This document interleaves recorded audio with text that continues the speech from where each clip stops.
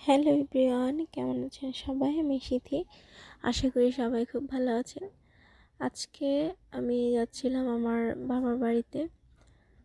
সেখানে ছিল আমার ভাইয়ের বার্থডে। তো বার্থডেটা করবো রাতে 12টার পরে।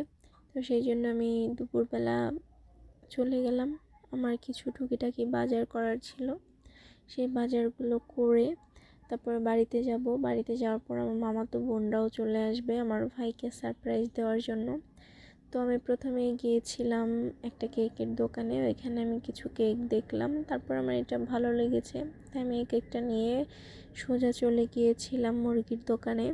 ওইখান থেকে কিছু ব্রয়লার মুরগি, তারপর পোলাওয়ের চাল, বিরিয়ানির মশলা, আরও অনেক কিছুই নিয়ে গেছিলাম। তারপর একটা রিকশায় করে বাড়িতে চলে যাচ্ছিলাম। আর রাস্তায় এত জ্যাম ছিল, সেই জন্য খুবই অসুবিধা হচ্ছিল। তারপর আমি সেটাকে কেটে ধুয়ে বাড়িতে আসার পর মুরগি টুরগি নিয়ে কেটে ধুয়ে রান্না চাপিয়ে দিয়েছি।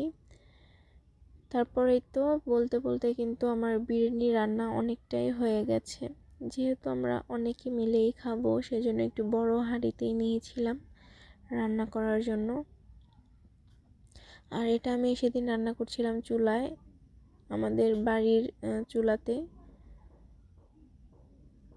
তারপর আমার রান্না বান্না শেষ করতে করতে অনেকটা রাত হয়ে গেছিল, সেই জন্য আমরা আর বেশি দেরি করিনি। তারপর রান্না বান্না শেষ করে বাড়িতে এসে কেক টেক সাজিয়ে এখন নিয়ে যাচ্ছি ভাইকে সারপ্রাইজ দেওয়ার জন্য।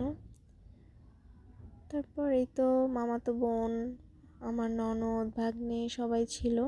আমরা সবাই একসাথে বক্স চালিয়ে হঠাৎ করে এসে সারপ্রাইজ দিচ্ছিলাম।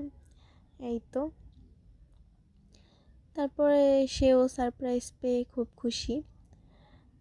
আর এদিকে আমার ঢাকা থেকে ভাই বোনেরা সবাই ভিডিও কল করেছিল, ওরাও উইশ করার জন্য ভিডিও কল করেছে। তাই আর কি ওদের কল রিসিভ করার পর কেক কাটা হচ্ছিল ওদের সামনে ভিডিও কলে। তারপরে তো কেক টেক নিয়ে রেডি হয়ে এবার কেকটা কাটা হবে। সবাই সবাইকে উইশ করছিল। ওইখানে আবার আমার এক বোনেরও বার্থডে ছিল সেই দিন, ঢাকার এক বোনের বার্থডে।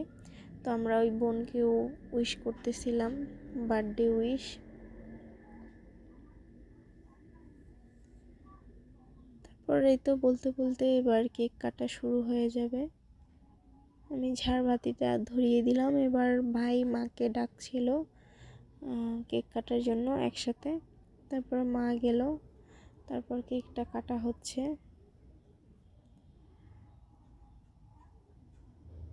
ছোটোখাটো আয়োজনের মধ্যেও খুব ভালোই হয়েছিল।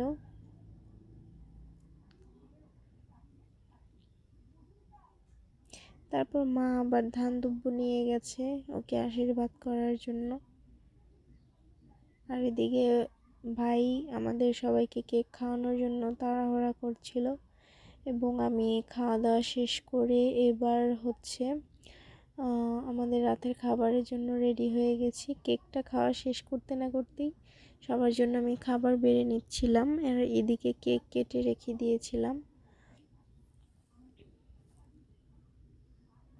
যেহেতু আমাদের নতুন বাসা, সেই জন্য সবাই পিকনিকের মতন করেই সব কিছু করলাম।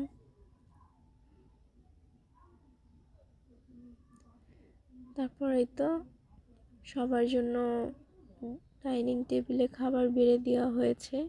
আর আমরা সবাই কিছু লোক আছি, ওরা আমরা সবাই নিচে বসেই খাবো। এটা ছিল আমার পিসাতো ভাই, ওটা আমার ফ্রেন্ড ফাগুন, ওই পাশে ছিল আমার ভাই, আর এই পাশে ছিল আমার হাজব্যান্ড। আর নিচ দিয়ে বসে পড়েছিলাম আমরা সবাই বোনেরা।